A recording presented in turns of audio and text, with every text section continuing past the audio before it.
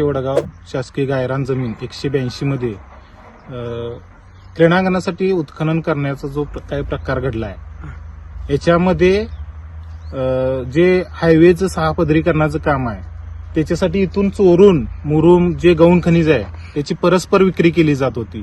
हा प्रकार गावकऱ्यांच्या निदर्शनास आल्यानंतर आम्ही गावातील सुज्ञ नागरिकांनी इथे येऊन चौकशी केली असता त्यांच्याकडं 90 मीटरच्या वरती क्रीडांगणाला 90 मीटरपर्यंत परमिशन असताना 90 मीटरच्या वरती 165 मीटरपर्यंत त्यांनी इथं उत्खनन केले ना, त्याची रॉयल्टी भरले आणि जो 90 मीटरच्या वरची जो गौण खनिज आहे त्याची परस्पर विक्री केली.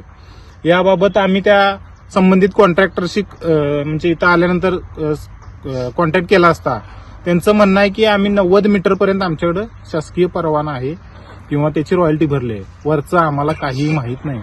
आम्ही या संदर्भात इस्पोली पोलीस स्टेशनला तक्रार अर्ज दिलाय.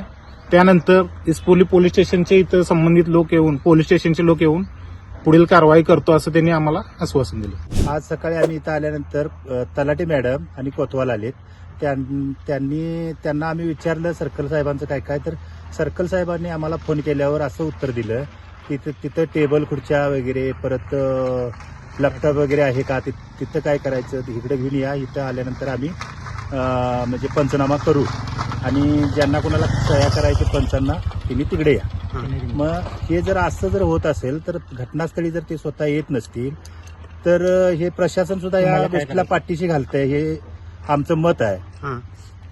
आणि या गोष्टीचा पूर्णपणे म्हणजे विचार करून याचं हे केलं पाहिजे.